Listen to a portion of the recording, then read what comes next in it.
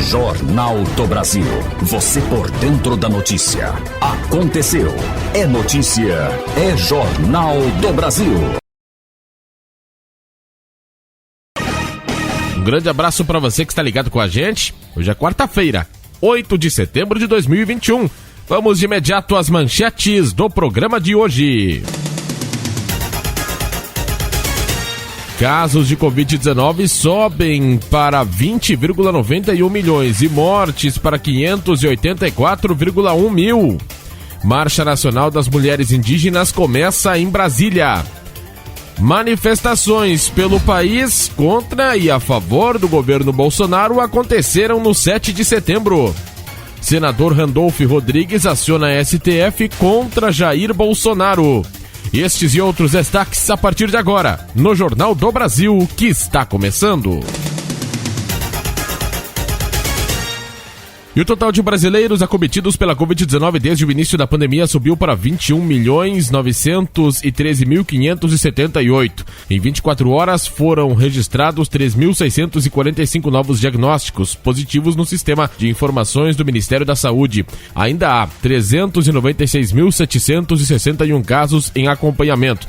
A quantidade de brasileiros mortos em função da pandemia foi para 584.171. Entre segunda e terça-feira, autoridades de saúde registraram, melhor dizendo, 361 novos óbitos associados à doença. Ainda há 3.511 falecimentos em investigação. O número de pessoas que se recuperaram da Covid-19 subiu para 19.932.646. Isso corresponde a 95,3% das pessoas infectadas no Brasil desde o início da pandemia. Segundo o último boletim divulgado pelo Ministério da Saúde, foram aplicadas no Brasil 202,27 milhões de doses de vacina. Deste total, 134,88 milhões primeiras doses, 67,38 milhões são de segundas doses ou doses únicas. O Ministério distribuiu para as unidades da Federação 253,78 milhões de doses, sendo que 233,25 milhões foram entregues e 20,52 milhões foram enviadas e estão em processo de distribuição.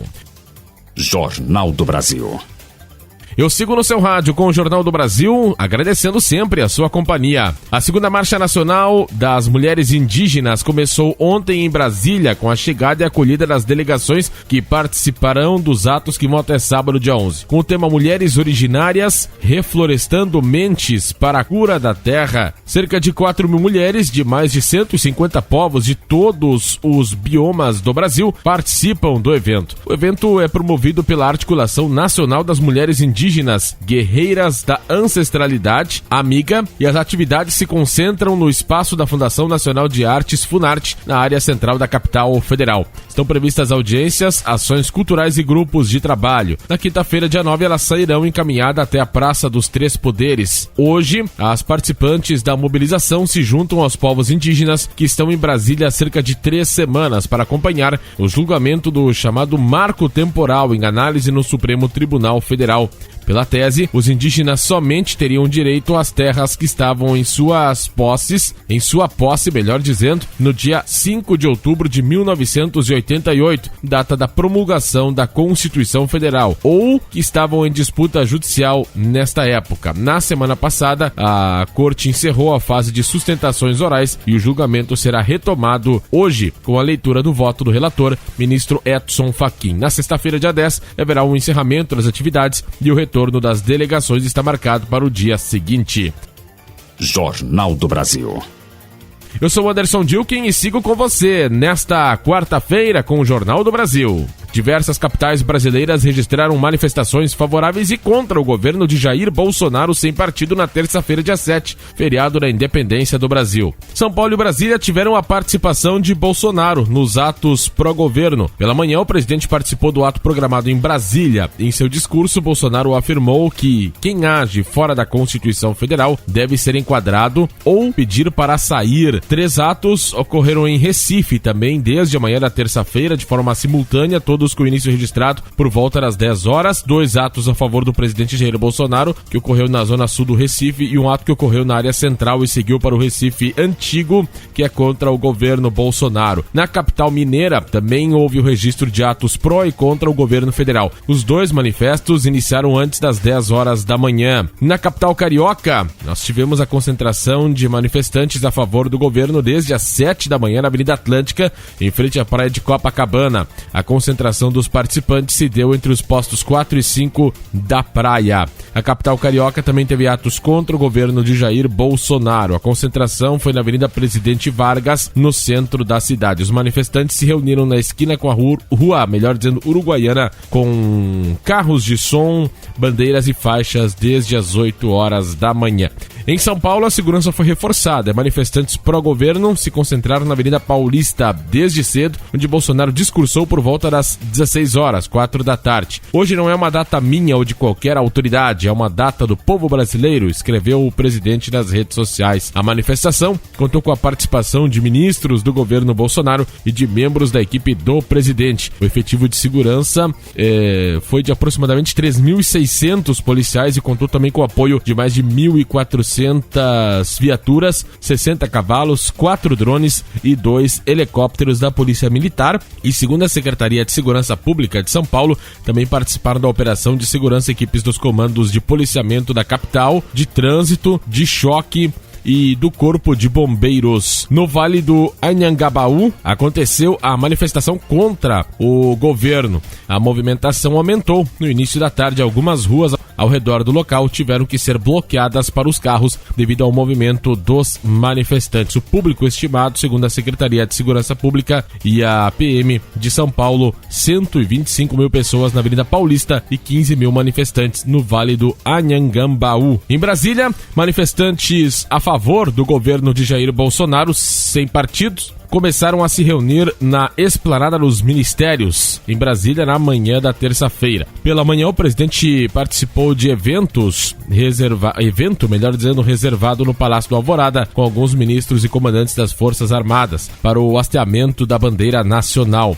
Grupos tentaram furar bloqueios feitos pela Polícia Militar, que reagiu com bombas durante a noite da segunda-feira. Os manifestantes favoráveis ao presidente Jair Bolsonaro já estavam no local e chegaram a invadir a Esplanada dos Ministérios. De acordo com a PM, eles pressionaram para que caminhões pudessem passar pelo bloqueio.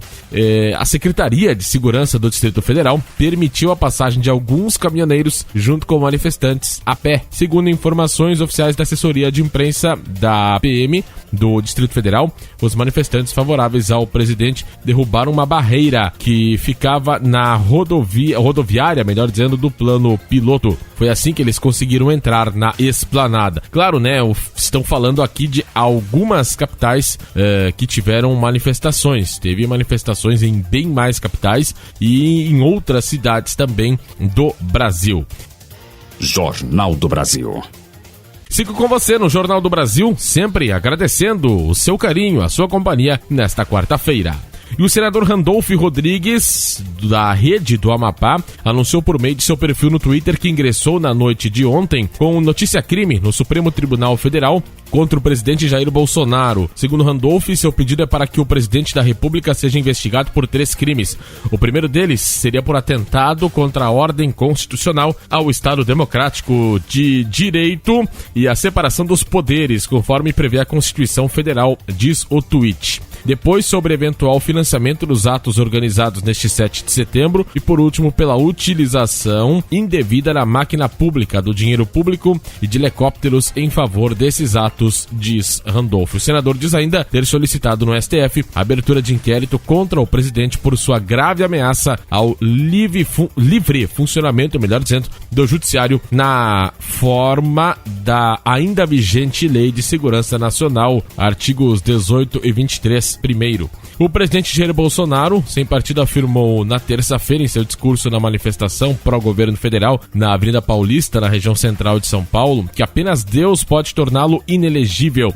Quero dizer àqueles que querem me tornar inelegível em Brasília, só Deus me tira de lá. Aviso aos canalhas, não serei preso, disse o presidente. Vamos falar de esporte.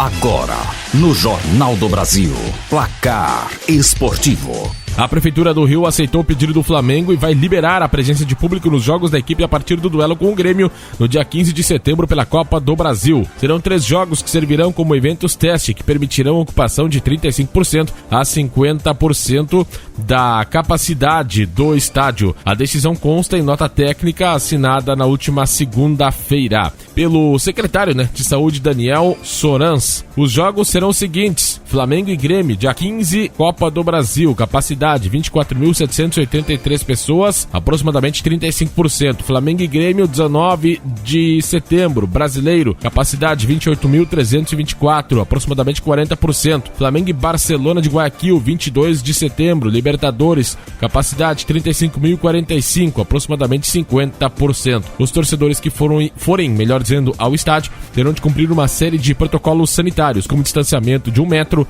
apresentação de comprovante de vacinação e teste de Covid-19 negativo, RT-PCR, e os ingressos serão vinculados a cada comprador, que terá de apresentar documento de identidade na hora da retirada, além da utilização da máscara facial. Será permitida a entrada de recipientes com álcool em gel 70%. Os torcedores receberão pulseiras coloridas de acordo com os setores em que assistirão às partidas. Além disso, todos os presentes serão monitorados por SMS através do número do CPF pelo prazo de 15 dias para tentar barrar a disseminação caso haja registro de infectados. A liberação ocorreu após o Flamengo enviar por 2 vezes à Prefeitura um plano de ação para executar os eventos teste. O documento previa os protocolos sanitários que serão adotados. Após análise da Secretaria, melhor dizendo, Municipal de Saúde, o pedido foi aceito. E o Bragantino é o campeão, do Campeonato Brasileiro Feminino A2. Na terça-feira, o time paulista superou o Atlético Mineiro na disputa de pênaltis por 4-2, após empate sem gols, mesmo placar do jogo de ida,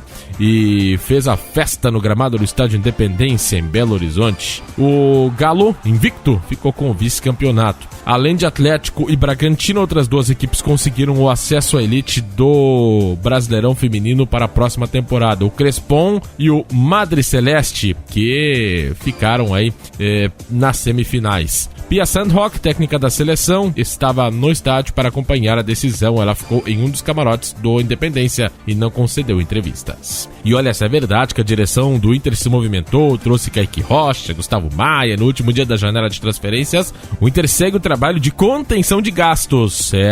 O futebol tem parcela significativa nesta caminhada. Até o momento, a cúpula reduziu 25% da folha salarial em relação ao início de 2021, Olha só que loucura. O custo mensal com o grupo de jogadores gira em torno de 7,5 milhões de reais. A queda dos gastos decorre da reformulação promovida pelo Departamento de Futebol. Entre vendas, empréstimos, fins de contratos e rescisões, 30 atletas já deixaram o Beira-Rio. Entre eles, Danilo Fernandes, Abel Hernandes, Nonato, Thiago Galhardo, que está emprestado ao Celta de Vigo, onde voltou a trabalhar com o Mr. Eduardo Cudê. Ficamos por aqui com o Placar Esportivo e o Jornal do Brasil. Grande abraço a todos e até amanhã. Você ouviu Jornal do Brasil.